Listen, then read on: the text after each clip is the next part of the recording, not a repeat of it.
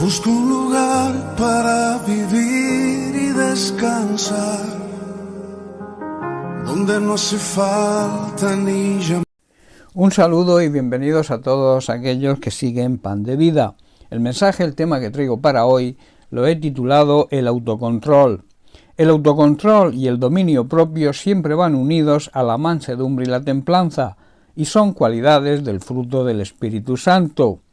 Es la capacidad que tienen las personas de controlarse o de equilibrar sus acciones y emociones. Se puede decir que el dominio propio es el resultado de un trabajo arduo y difícil para ejercitar nuestra personalidad.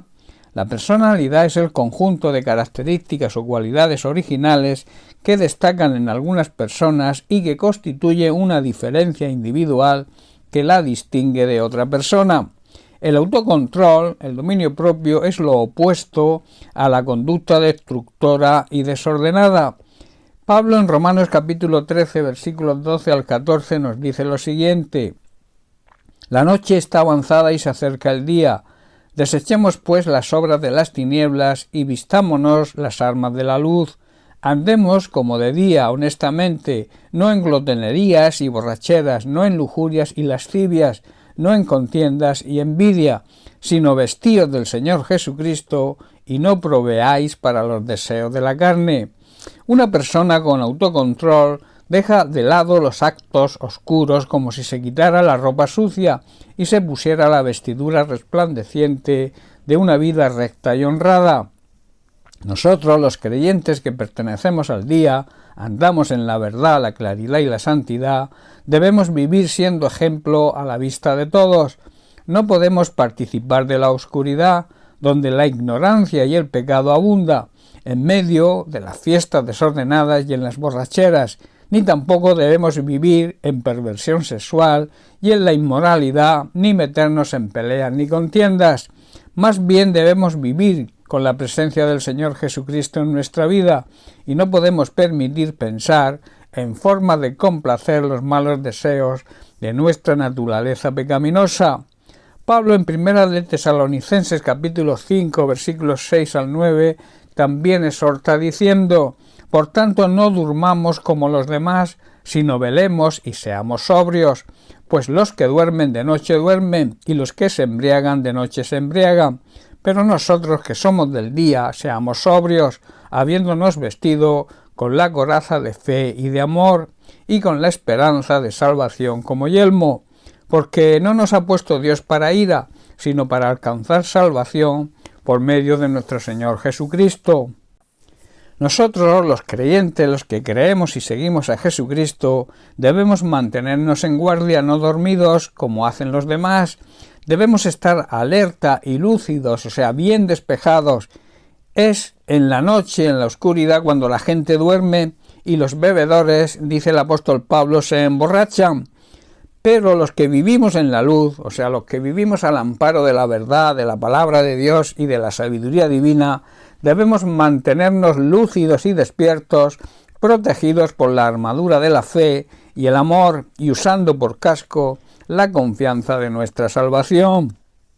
Dios nos escogió para salvarnos, o sea, nos llamó para que seamos salvos por medio de nuestro Señor Jesucristo, y no poder así derramar su enojo y su ira santa y justificada sobre nosotros, cosa que ocurre cuando no respondemos a su llamado santo, llamado a la santidad, y despreciamos y no creemos en Jesucristo como el Hijo de Dios. En su primera carta, capítulo 1, versículos 13 al 15, el apóstol Pedro nos exhorta y nos hace un llamado a la santidad. Dice así: así que piensen con claridad y ejerciten el control propio, pongan su esperanza en la salvación inmerecida que recibirán cuando Jesucristo sea revelado al mundo. Por lo tanto, vivan como hijos obedientes de Dios, no vuelvan atrás a su vieja manera de vivir, con el fin de satisfacer sus propios deseos.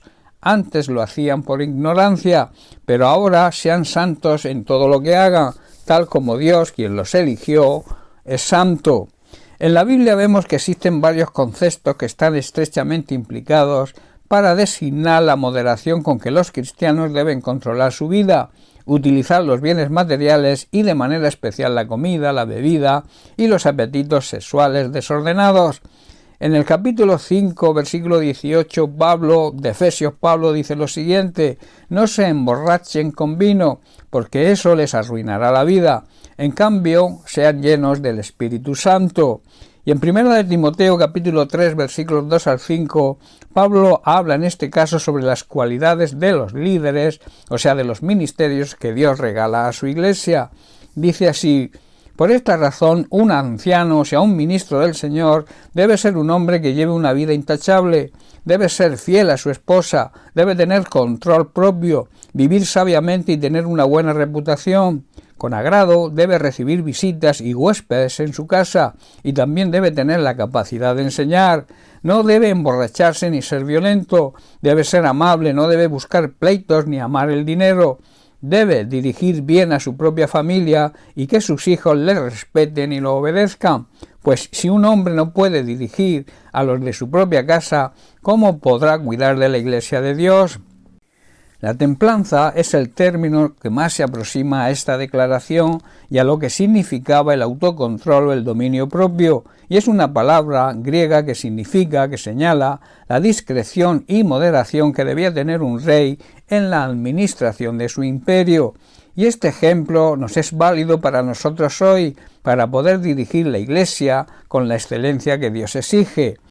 Solo la mansedumbre junto con la humildad y el dominio propio, por su naturaleza, no necesitan leyes. Así lo afirma Pablo en su carta a los Gálatas, capítulo 5, verso 23, donde dice: la humildad y el control propio, y añade: no existen leyes contra estas cosas.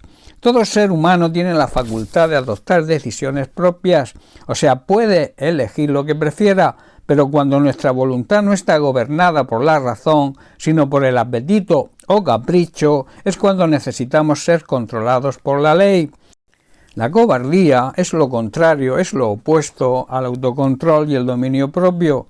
Pablo así lo afirma en su segunda carta a Timoteo, capítulo 1, versículos 7 y 8, donde dice: pues Dios no nos ha dado un espíritu de temor y timidez, sino de poder, de amor y de autodisciplina.